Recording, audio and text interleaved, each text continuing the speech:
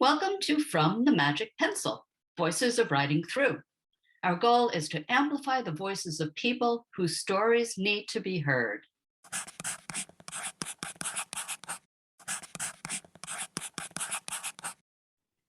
This is a continuation of my chat with Jess Blackledge. If you haven't checked out the first half of this conversation, I'd do that first and come back to this episode later. If you have already listened to it, then you know what a brilliant and interesting woman she is. In this episode, she shares more of her experiences working at Writing Through and how much culture comes into play when discussing creativity.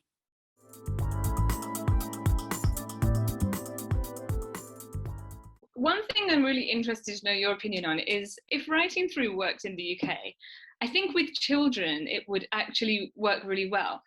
But with adults, it's one thing I've really struggled with, which I didn't expect coming home. So I find Cambodia to be and Asia in general, to be very Americanized in lots of ways, especially when you're working with young people or you're teaching in a school or something, because a lot of the curriculums are Americanized and things like that. And also a lot of my friends were American. I did have a lot of British friends as well, but you meet a lot of American people traveling in Asia.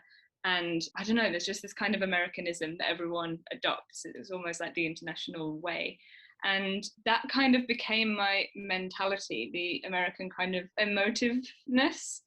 I don't know what the word is, but then I came back and faced all these British sensibilities, and I wasn't ready for it at all, and still struggling with it. Everyone is just so reserved. I even think, like, you've said to me in the past that I'm quite British about things, and I think I am, but compared to people here, I don't feel like I am at all. No one says what they mean. Everyone's very passive aggressive and polite about things, which is in many ways I think that's quite nice and charming, and it's the thing that I like about my culture, but also that's not who I am anymore. And I've had a few instances, some at work, some with family and things, like, which has been really uncomfortable for me because I generally say how I feel now and other people don't, and they're not expecting it, and I'm trying to welcome people's thoughts. So I'm interested how that would work with Writing Through, because it's asking people to be quite vulnerable and quite open. And I find that in Cambodia, for example, they really are. All the young people we work with are just ready to put themselves out there. And young people, I think, have a bit less of that reservedness because they're a lot more imaginative and just willing to throw themselves in. But yeah, I was wondering what you would think about adults, having lived here yourself. Two strains of thought. The first is that I completely understand what you're saying. As an American expat living in England, which I did for 26 years, I came up against that all the time. It was kind of funny in some ways. You know, you hear stories about people who know each other, you know, Americans and Brits who know each other for 10 years, and finally the Brit turns and says, you know, I really don't want to pry, but do you have any children? It's like, what? You know, that kind of, like, anything is prying. Anything is prying. But on the other hand, then when I came back to the US, you know, I had a situation where I was shopping in the supermarket and I was waiting to pay. And all of a sudden there was a woman who I didn't know behind me in the line. And she looked at something in my shopping cart and she started to comment on it. Oh, you know, I've used that. It doesn't work so well. Have you tried this? And my initial reaction after having living in England for 26 years was, excuse me? Who the hell are you? What are you talking about? So it's a very different way of being. It's absolutely true. Writing Through, of course, we don't just work with kids, we also work with adults. And there have been lots of times when we have worked with teachers and adults in Cambodia who just cannot go there. You know, to them, a poem is a certain thing. I can't get my head around it being something else. I know this is what you're telling me, but I'm not so sure I believe you. And very often what they fall back on when we try to do brainstorming, or if we try to create a poem or even stories, are the tropes, the things that they have been taught to say. Same is very much true in Vietnam. So I think, yes, part of it is cultural, but part of it is just as you get older, as you refer to, you get a little more closed and a little more self-conscious. And so to bring older people out of their shells in order to really be able to access what it is that they're feeling and thinking and have them feel comfortable enough to do that in a group, that's really hard. But I do believe it works. And then when it does, when you get that light bulb or over the head or that light behind the eyes of a 40-something-year-old Cambodian man who has lived through a lot, but now is finally kind of believing that he can say what he thinks, that's an amazing moment. You get one of those every year or so, you're like, all right, this is a win. I was thinking recently actually about how, because we had the football going on here and it took over the entire country and you couldn't do anything without someone talking about the football wherever you went. And I was talking to someone about how it's so funny that men in this country and worldwide, I know, but particularly in this country, are not allowed to show any emotion unless it's about football. It's absolutely fine for them to have a huge emotional breakdown because of the football. But that's very clearly being used as like a tool, a vehicle for their emotions about everything else. And probably a lot of that was all about, a bunch of pandemic stuff as well. I think that would be the ultimate achievement if you manage to get someone who is that kind of demographic to partake in a writing through workshop or some kind of arts expression workshop, because it would be hard, I think, and there would probably be a lot of pushback, but if it happened, it would be really cool. Yeah, we would have to trick them to get them into the room in the first place. Tell them the football's on.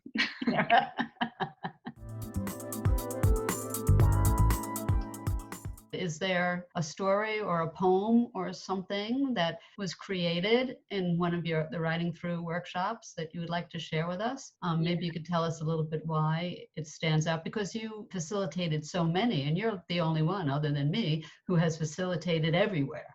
So I was just wondering if there was something you would like to share. Yes, I did pick one. So I like it because it's a narrative poem, and we didn't get many of those. It was a bit of a different experience running workshops in Vietnam, I felt, because I think I expected it to be quite similar to Cambodia, but it wasn't at all. It was very different. And this was with iTalk, which were really just a group of people that went to this local coffee shop, and they were all creative and artsy and wanted to practice writing English. This one was written by a 21-year-old man called Hung, and it's called Timeless. Early 2000s, can I buy you a drink? That's how they started talking. Mr. Wick and Ms. Pamela, the two loneliest people on earth. Ever since that night, they've been together. Moments counted by minutes. Lovers at first sight. The year is 2018, or maybe later. Every time they meet, Pamela always has a gift. A kick-ass sword from the Renaissance age, a part of a bomb from a jungle in Vietnam. Every time they meet, she seems a bit older, while he stays the same. The year is 5059. Wick is wandering around the corner of 5th Street. Seems to be the only one left after the atomic war. Until he sees a wild daffodil blooming in the middle of a collapsed building, coming with a humble note, can I buy you a drink?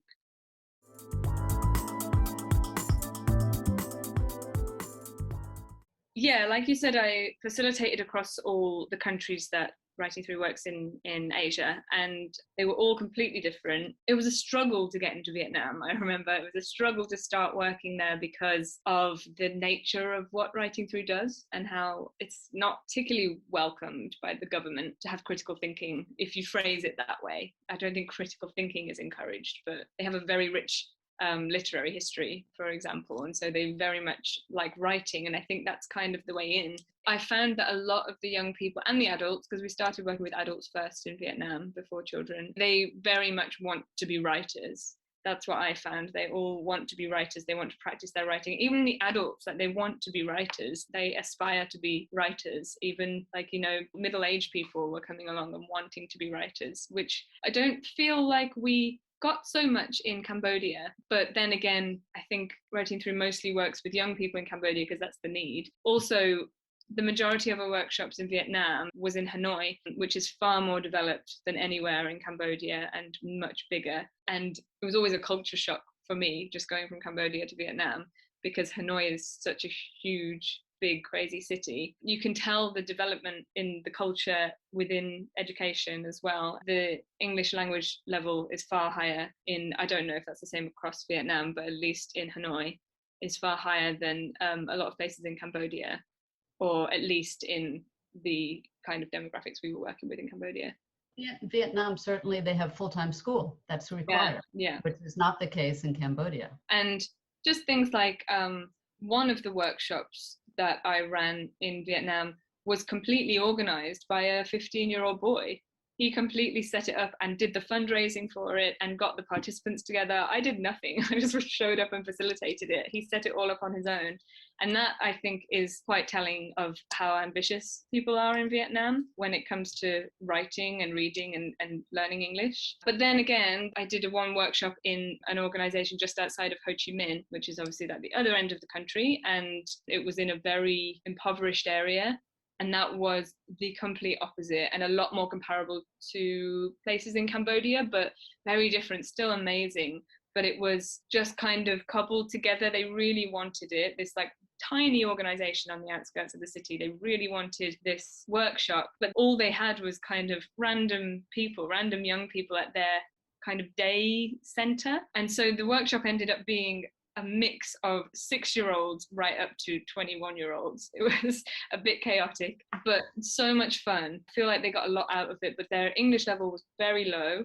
And we needed a translator for absolutely everything in that workshop. But the things that they produced, it was very simple and short, the pieces of work they were writing, but they were so proud of themselves. And I don't know if you would call her like the director of the organization or something, but she was so proud and said she'd never seen them be this creative and be this open and dedicated to something, which is great because, again, it's kind of a process over product thing, you know, because it doesn't, yeah, it's all relative to that individual and what they can produce. Yeah, and we always talk about meeting our participants wherever they are, and that includes their English level. Yeah, I think what I found in Vietnam is that the English is better in the cities than in Cambodia.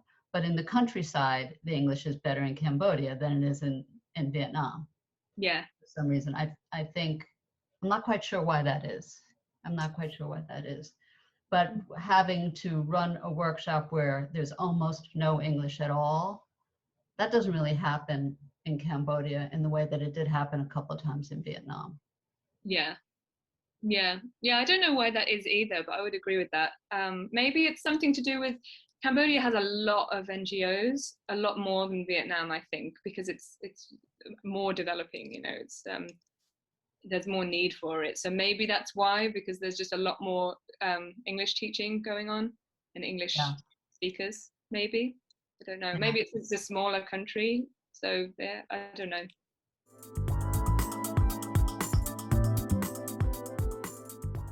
I was also thinking about when you were mentioning how people in Vietnam want to be writers. That's also the experience we've had, certainly with one organization that we worked with in Singapore, right, where we have older women who come to us because they really want to be writers. Yeah, so interesting working with those women, because I worked with them in Singapore in person, and then I worked with them online when we moved our workshops online as well. They're just so dedicated. They're mostly kind of women in their 50s to 70s, I would say, with the occasional younger person, but they're all women, and they all go to this kind of like a community center, right, with lots of different workshops and lots of different courses that they can take. Yeah, they absolutely threw themselves into it, even online, which I was quite surprised about, not to be patronizing, but of that age group to want to log in on Zoom for a decent amount of time. They were really committed to it, and they managed to produce some really great work. That was also a huge kind of jump for me, going from doing a lot of workshops in Cambodia and Vietnam to then go and do some in Singapore, which was just wildly different, especially with women of that age writing in completely fluent English, because they speak completely fluent English in Singapore for the most part. And that just would never happen in Cambodia. That just doesn't happen. You don't have those kind of demographics that would all meet together, and wouldn't even have that opportunity to go to a group like that. Yeah, especially older women in Cambodia. Yeah. It goes beyond being allowed or not allowed. It's so completely foreign to the role of Mm. women, especially as they age in that culture, that I couldn't imagine. And also, women of that age in Cambodia had very little education themselves because of the Khmer Rouge. That's not something that they would be able to do anyway, I think. Yeah, yeah, But exactly, yeah.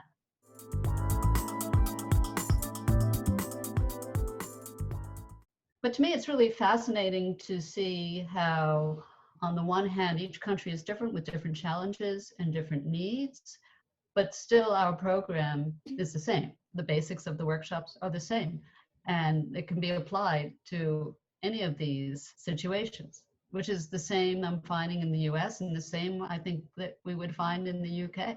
Yeah, it is really interesting. And it's very adjustable, but actually you don't have to adjust it very much at all, really. I mean, maybe the kind of language that you use for younger people versus adult. For me personally, I found speaking to people who are non-native English speakers, I use the same kind of language anyway, because I just use basic English because I don't want to complicate it. So you're speaking in a quite basic way to everyone anyway. So actually there's no dumbing down of ideas or anything like that. You can push people a little bit harder to be a bit more, explore certain things a little bit more, which comes with the brainstorming and showing prompts and dragging the ideas out of them a little bit. But actually the workshop format doesn't need to be adjusted at all for everyone, which is why it works so well, I think.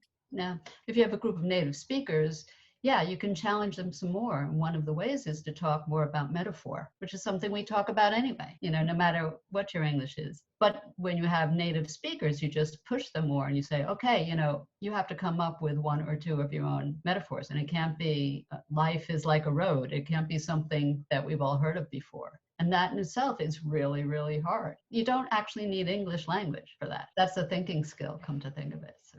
Right. And that's why it's so great that Writing Through has translators when they're needed, because the point is not for them to come up with something amazing in English. The point is for them to come up with something. And if it's in English or if it's in Khmer or Vietnamese, that doesn't matter. And actually, sometimes the best ideas that they come out with, I've found, are in English, but they're very simple. I think sometimes we can all kind of get a bit in our heads about trying to be creative and make something amazing.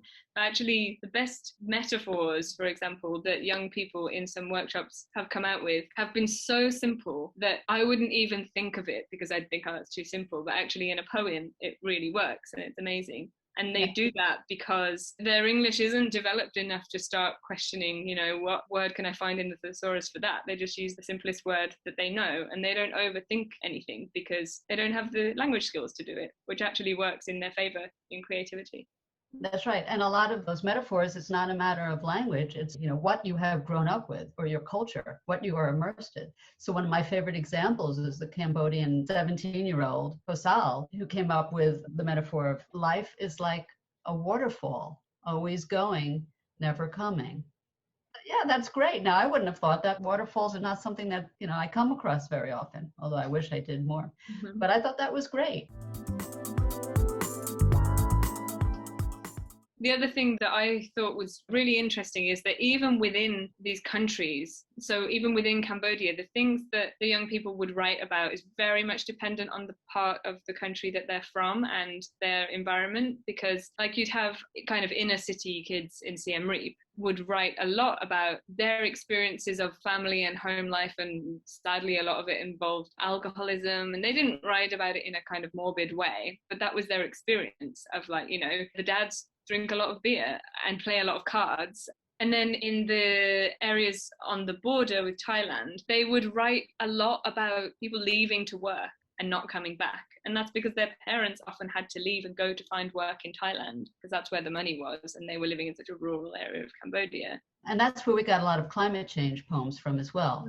Because, the rainy season, if the rains aren't heavy enough, you don't have rice. If you don't have rice, you don't have food, you don't have income, you have to go away to get a job. Exactly, yeah. And similarly in the other countries as well, you write about what you know, especially I think if you haven't read much in your life, if you haven't had access to a lot of books, which a lot of these young people haven't, especially in Cambodia. If you haven't read a lot, then you just write about your own experiences. And I mean, the theme of family is just in everything. Whatever big idea we're using, family is in everything in Cambodia. This comes back to what I was saying about British sensibilities. Everyone's so reserved and might feel this way, but would never say it, especially not in a poem. But young people in Cambodia are just so willing to talk about how much they care about their family. And a lot of that is because, well, it's just cultural, I think, but a lot of it is because we're working with university students who were far away from their families because they were lucky enough to get a scholarship to come to the big city and to get an education. And they knew how lucky they were in that, but they'd write about how much they missed their family, but in that write about how hard they're going to work to support their family. And their ambitions were about getting a job so that I can support my family. It was always very family oriented. Yeah, which is not something that we see in the West. I think would be very unusual, unless you are from a first generation, immigrant family. My guess is that a lot of it would be, what can happen to me? What experiences can I have? Mm-hmm. One example just came back to me. I was telling someone about this the other day. So in one workshop in Siem Reap at Ep3, who are university students, they're in that situation. They've come from mostly rural, impoverished backgrounds and come to the city because they've mostly got scholarships to go to university. And I think the theme of the workshop was change. And I showed them a picture of, I think it was like a line of horses, and then one was a zebra. And my goal in that conversation was to talk about be yourself, like be different, own who you are, because that's what people talk about all the time in our culture, especially at the moment, I think, in this cultural wave of everyone kind of owning who they are and being themselves. And all they came back with was, oh, I wouldn't want to be that horse. He's got it wrong. He's doing the wrong thing. He's not playing by the rules.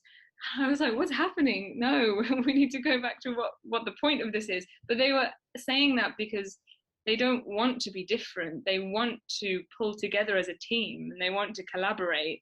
And if you step out of that, then you're not cooperating. And they want to do that because they have this kind of community feeling that I don't think we have as much. And they have this real kind of like everyone together, pulling together. But then I did say to them, but how about the fact that so most of them are the only person in their family who's getting an education? And I was like, doesn't that make you different? Isn't that a good thing? And then they were like, oh yeah, okay, because their education is the most important thing in the world. So they wouldn't argue with that. But at the same time, they do have this sense of, they don't want to stand out from the crowd. They just want to be successful and just want to be supportive of family and their community. Well, they're naturally co-creators. Yeah. All working together for one common good. But I think on that note, I could sit and talk to you for days. Mm-hmm. And, let's do this again, because there's so much that we can talk about. And, as we go on and things evolve in your own work, as well as in writing throughs, I want to continually come back and get your perspective on it. But I want to thank you so much, Jess. It's just thank you. Great. Fascinating as always, and great to hear your voice. Yeah, great to hear yours. Great to be here. Yeah, thank you. It's been so nice. Thank you.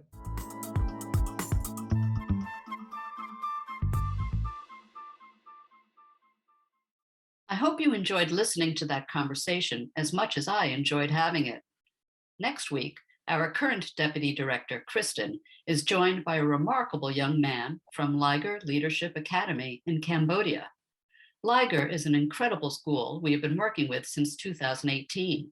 Their mission is to educate the promising youth of today to develop socially conscious entrepreneurial leaders of tomorrow. Here's a little taste of what's to come. Like writing allows me to pause and get into a deep thinking state. Writing makes me feel like no matter where we are in the world, we are always near.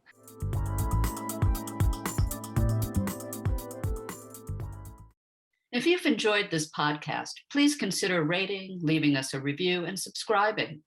Also, if you could recommend the podcast to anyone in your life you think might like it, we'd be so grateful. We're a new podcast, so this really helps us out.